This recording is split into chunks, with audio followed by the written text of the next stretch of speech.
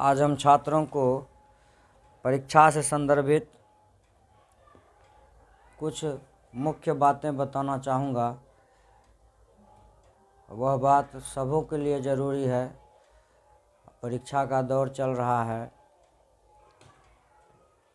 12वीं कक्षा के जो भी छात्र हैं वह कृपया इस वीडियो को ज़रूर देखें और यह वीडियो आपको स्कोर बढ़ाने में, आपका जो मार्क्स है उसको बढ़ाने में मदद कर सकता है। परीक्षा में सबसे ज़्यादा सकारात्मक सोच की आवश्यकता होती है और सकारात्मक सोच आपको तभी विकसित हो सकता है जब आप सकारात्मक कार्य कीजिएगा। जैसे में आप देखिए,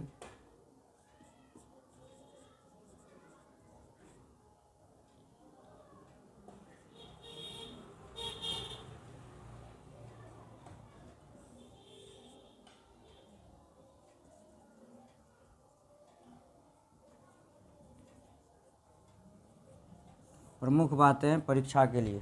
तथ्य, सबसे पहले ये बातें छोटी छोटी हैं लेकिन परीक्षा के लिए बहुत ही उपयोगी है। बहुत से छात्र इन बातों पर ध्यान नहीं देते हैं और जो ध्यान नहीं देते हैं वह जानकर भी परीक्षा में उनका स्कोर गड़बड़ हो जाता है। तो आइए हम लोग जानते हैं छोटी छोटी मगर मोटी बातें परीक्षा के लिए उपयोगी। सबसे पहले तो परीक्षार्थी को चाहिए कि वह समय से पूर्व ही अपने सेंटर पर पहुंच जाए। इससे उसको जो है एक साइकोलॉजिकल थॉट्स यहाँ पर काम करता है कि अगर आप समय से पहले अपने कार्यस्थल पर मौजूद होते हैं तो आप पर टेंशन जो है, दबाव जो है वह कम हो जाता है। भले आपका घर बगल में हो या बहुत से छात्र रूम लेकर के, लॉज लेकर के रह रहे हैं परीक्षा देने के लिए, फिर भी आप सेंटर पर समय से पूर्व उपस्थित रहिए और जो टाइम दिया गया है एग्ज़ाम हॉल में इन करने का, उस टाइम पर भी आप एग्ज़ाम हॉल में इन कर जाइए। अपने सीट पर बैठ कर के आराम से पहले मन को शांत कर लीजिए, क्योंकि मन की शांति जो है सबसे ज़्यादा ज़रूरी है परीक्षा के लिए और मन को कंसंट्रेट करना भी आवश्यक होता है। इसलिए आप अपने स्थल जगह पर बैठ कर के, अपने सीट पर बैठ कर के शांति प्रिय होकर के परीक्षा देने का प्रयास करें। सबसे पहले तो आप शांत रहिएगा। फिर जैसे समय होगा, जैसे पहली पाली है तो 9:30 बजे शुरू होती है, दूसरी पाली 1:45 में शुरू होती है, तो आप आधा घंटा पहले एग्ज़ाम हॉल में इन कर जाइए।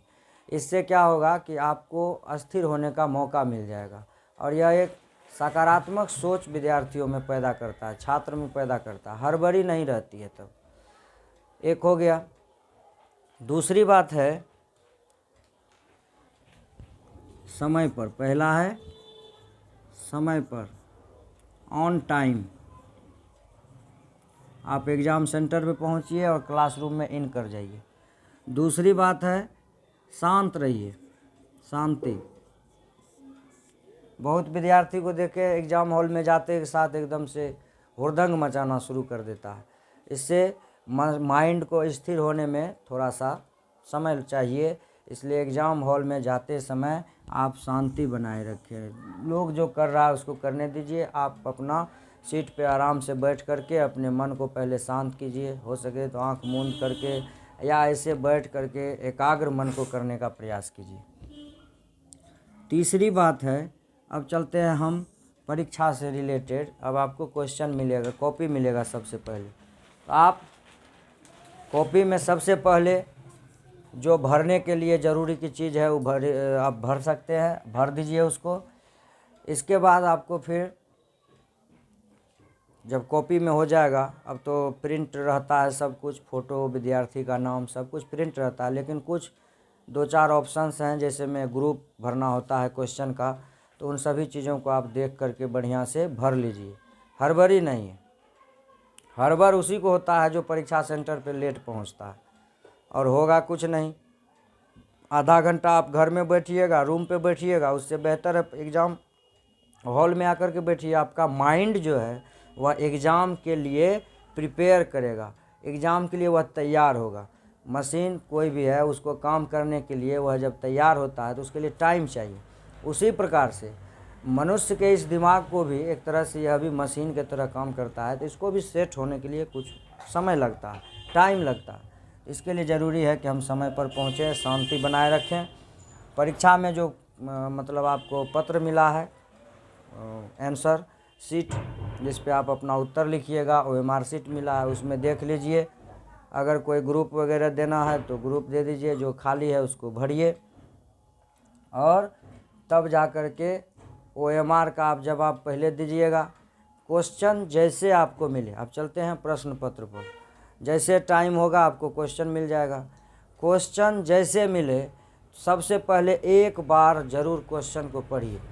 इससे फ़ायदा क्या होगा आपको कि जब आप क्वेश्चन पढ़िएगा तो क्वेश्चन पढ़ने के बाद आपको यह फ़ायदा होगा कि क्वेश्चन में कभी कभी होता है कि 2-3 ऑब्जेक्टिव का सवाल का जवाब मिल जाता है हमको, उसका दीर्घोत्तरी देख करके। तो इसलिए जो लॉन्ग क्वेश्चन है या कुछ भी है तो उसको देख करके आप ऑब्जेक्टिव का जवाब दे सकते हैं। अगर मान लीजिए कि 2-3 ही ऑब्जेक्टिव का हम जवाब दे पाए तो कम से कम इतना तो हुआ कि 2-3 ऑब्जेक्टिव मेरा एकदम एक्यूरेट चला गया। इसके बाद परीक्षा में पैटर्न बदल गया है। जहाँ 70 का जो परीक्षा होगा तो उसमें 35 का प्रैक्टिकल 35 नंबर का ऑब्जेक्टिव पूछेगा, और 35 के ऑब्जेक्टिव पूछने में क्या किया है कि 70 ऑब्जेक्टिव दिया है, उसमें से आपको 35 का जवाब देना है।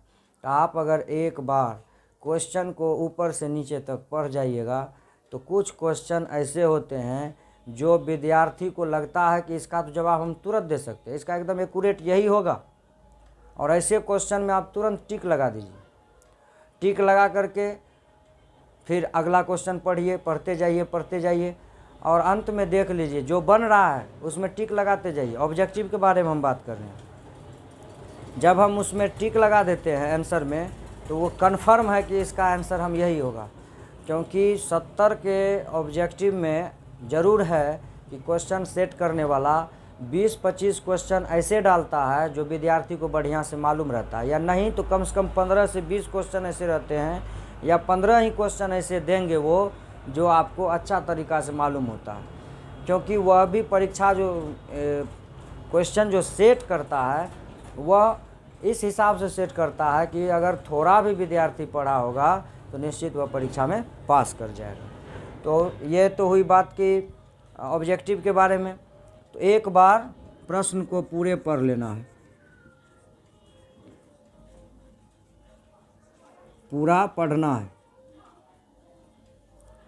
इससे क्या होगा कि हम ऑब्जेक्टिव का सही सटीक जवाब दे सकेंगे, और तब जा कर के जब पूरा लघुत्तरी दीर्घोत्तरी सब क्वेश्चन पढ़ लिए तो अब अति लघुत्तरी में चलते हैं 2 नंबर वाले सवाल में। तो 2 नंबर वाले में भी हमको देखना है कि इसमें कौन आ रहा है, उसमें चिन्ह लगाते चले जाएंगे, ये वाला आ रहा है, ये आ रहा है, ये आ रहा है।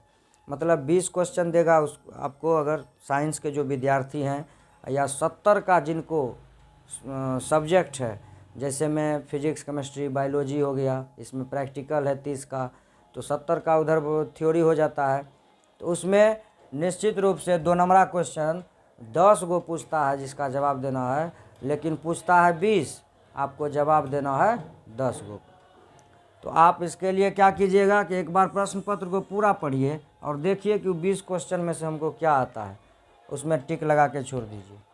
फिर दीर्घोत्तरी में पढ़ लीजिए, 6 गो के जगह पर हमको 3 का जवाब देना है, तो 3 गो में जो आपको आसान लगता है उसको डाल दीजिए। तो ये हो गया क्वेश्चन से रिलेटेड सवाल। अगर हम ऐसा करते हैं तो हम जो जान रहे हैं उन सभी चीज़ों का जवाब हम एक्यूरेट देते चले आए, और 1 घंटा आपको OMR शीट भरने के लिए देता है। अब अंदर में क्या है, कभी कभी आधा घंटा छोड़ दिया जाता है या और भी कुछ, तो लेकिन 1 घंटा OMR शीट भरने के लिए आपको दिया जाता है। तो आप जो भी क्वेश्चन का एकदम एक्यूरेट आंसर जान रहे हैं कि इसका यही होगा, 100% कॉन्फिडेंस है आपको, आप उसका गोलक भर लीजिए। इसके बाद देखिए कि अब मेरा कै गो ऑब्जेक्टिव हो गया है, क्योंकि 70 में 35 का ही जवाब देना है। तो आप उसको देख लेने के बाद अब जो बच गया, मान लीजिए आप 15-20 गो ऑब्जेक्टिव का जवाब दे दिए, तो उधर 15 बच गया, अब 15 को सोच सोच के आप कलर कर दीजिए। तो इस प्रकार से आप करते हैं तो समझ जाइए कि आपका जो स्कोर है अपने आप बढ़ जाएगा।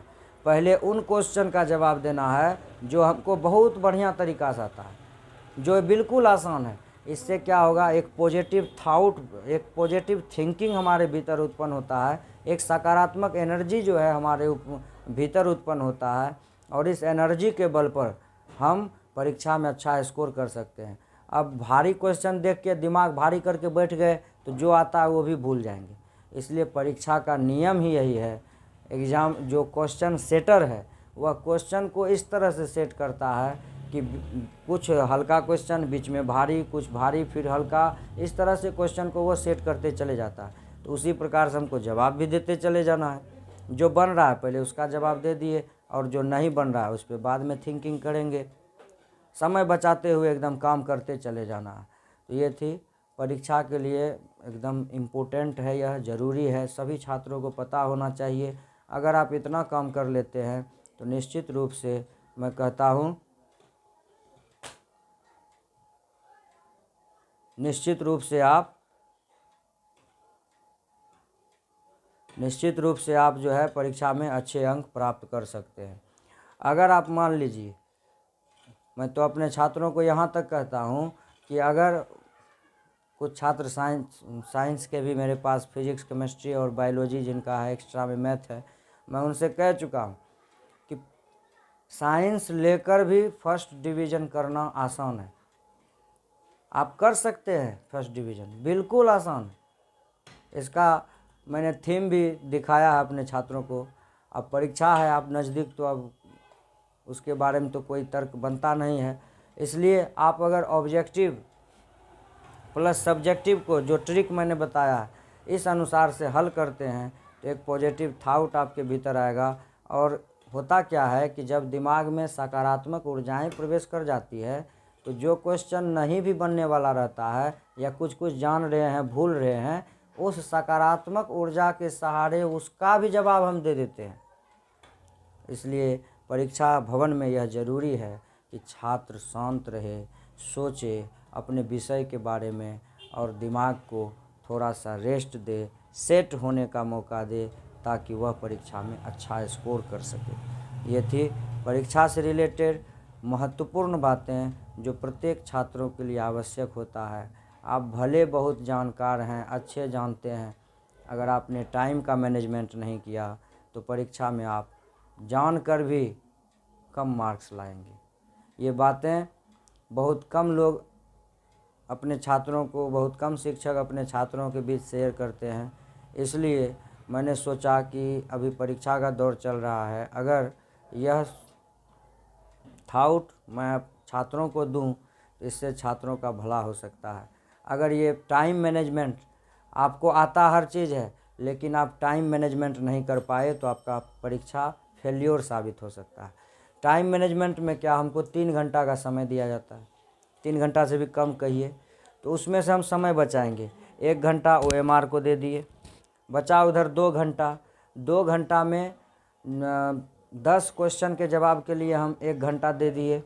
क्योंकि 2 नंबरा है तो 3 से 4 लाइन, 5 लाइन बहुत हो गया, 5 लाइन मैक्सिमम बहुत हो गया। तो ये मतलब 1 घंटा आप दे दीजिए अति लघुत्री को, उसमें से कुछ समय आपका बच जाएगा, 10 मिनट 5 मिनट, 10 मिनट 5 मिनट आपका बच जाएगा। और उसके बाद दीर्घोत्तरी 3 क्वेश्चन है, उसका जवाब आप दे दीजिए, तो 1 घंटा उसमें या 45 मिनट जो भी है। टाइम को बांट दीजिए हर एक क्वेश्चन पर, आपको निश्चित रूप से सफलता मिलेगी। और समय का मैनेजमेंट ही छात्रों को सफलता दिलाता है। अगर आपने जिस हिसाब से मेहनत किया है, अगर ये ट्रिक आपने अपनाया तो निश्चित रूप से आपको सफलता हाथ लगेगी। बस इतना ही आज के इस वीडियो में। इसके बाद हिंदी और इंग्लिश का भी संक्षिप्त रूप में पूरे विषय वस्तु को प्रस्तुत करने का प्रयास किया जा रहा है।